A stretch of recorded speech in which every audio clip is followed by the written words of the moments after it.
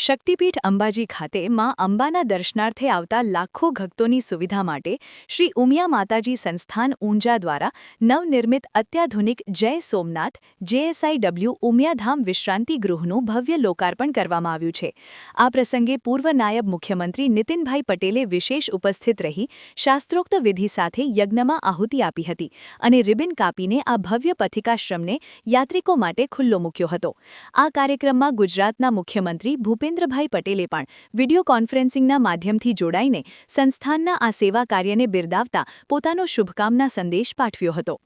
આ વિશ્રાંતિ ગૃહમાં યાત્રિકો માટે એસી અને નોન એસી રૂમ્સ સહિતની તમામ આધુનિક સગવડો ઉપલબ્ધ કરાવવામાં આવી છે, જેથી દૂર દૂરથી આવતા શ્રદ્ધાળુઓને ઘર જેવો આરામદાયક અનુભવ મળી રહે। આ પ્રસંગે નીતિનભાઈ પટેલે જણાવ્યું હતું કે ઉમિયા માતાજી સંસ્થાન ઊંઝા હંમેશા સામાજિક અને ધાર્મિક ઉત્તરદાયિત્વ નિભાવવામાં અગ્રેસર રહ્યું છે। આ નવા ઉમિયાધામના નિર્માણથી અંબાજી આવતા યાત્રિકોને હવે અત્યંત સસ્તી અને સુવિધાજનક આવાસની સેવા પ્રાપ્ત થશે, જે યાત્રાધામના વિકાસમાં એક મહત્વનું સોપાન સાબિત થશે। શ્રી ઊંઝા ઉમિયા માતા સંસ્થાન દ્વારા લગભગ 40 વર્ષ પહેલાં આપણા વિશ્વ પ્રસિદ્ધ પવિત્ર યાત્રાધામ અંબાજી ખાતે એક વિશાળ અતિથિ ગૃહનું નિર્માણ કરવામાં આવેલું, પરંતુ આપણે બધા જાણીએ છીએ કે દર વર્ષે વધુને વધુ યાત્રાળુઓ અંબાજીમાં દર્શન કરવા માટે પધારે છે અને મારા અંદાજ મુજબ દર વર્ષે 1 કરોડ કરતાં વધુ શ્રદ્ધાળુઓ ભક્તો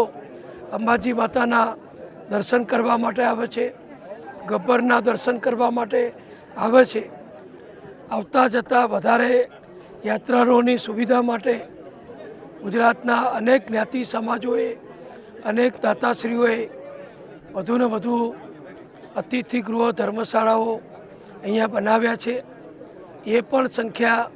બધા યાત્રાળુઓની ઉપલબ્ધિને જોતા સગવડ ઓછી પડે છે, એટલે ઊંઝા ઉમિયા માતા સંસ્થાન તરફથી ફક્ત 3 વર્ષ પહેલાં નિર્ણય કરવામાં આવ્યો કે આપણું જે જૂનું યાત્રાધામનું અહીંયા અતિથિ ગૃહ છે એની પાસે બીજી વિશાળ જગ્યા લઈ અને નવું અદ્યતન અતિથિ ગૃહ બનાવવું અને ફક્ત 3 વર્ષમાં ₹12 કરોડના ખર્ચે અદ્યતન જે અહીંયા અતિથિ ગૃહ બનાવવામાં આવ્યું છે એનું નામકરણ જય સોમનાથ JSIW ઉમિયાધામ અંબાજી રાખવામાં આવ્યું છે અને અહીંયા 72 જેટલા એસી રૂમ છે, 2 જેટલા વિશાળ સ્યુટ છે, મલ્ટીપર્પઝ હોલ છે કે જ્યાં મોટા પ્રમાણમાં યાત્રાળુઓને ડોરમેટરી, સંઘોની ઉતારાની વ્યવસ્થા કરી શકાય અને જમવા માટેનો એક વિશાળ ભવ્ય એસી ડાઇનિંગ હોલ છે, એક વિશાળ આધુનિક હાઇજેનિક રસોઈ કરી શકાય એવું સુંદર રસોડું છે, પાર્કિંગની પણ ખૂબ મોટી વ્યવસ્થા છે અને સૌથી મોટો ફાયદો એવો છે કે અંબાજી માતાના મંદિરની બિલકુલ નજીકમાં આ અતિથિ ગૃહ બનેલું છે અને 5 માળના અતિથિ ગૃહ પરથી જો આપણે જોઈએ તો અંબાજી માતાના મંદિરનું ધજાથી માંડી આખા પરિસરના દર્શન થાય છે। ગબ્બરના પણ અહીંયાથી લગભગ બધા રૂમોમાંથી દર્શન થાય છે। એવી સુંદર આ લોકેશન છે, એનું આજે લોકાર્પણ કરવામાં આવ્યું છે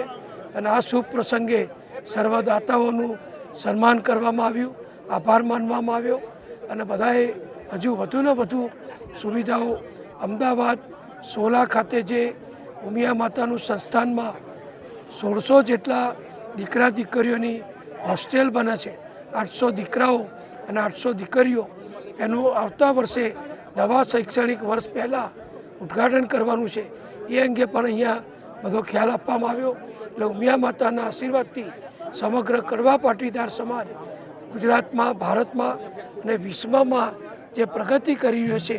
એ ઉમિયા માતાના આશીર્વાદથી છે, અંબાજી માતાના આશીર્વાદથી છે અને આજે તો અહીંયા જે નામકરણ થયું એમાં સોમનાથ ભગવાનનું નામ પણ આવી જાય છે,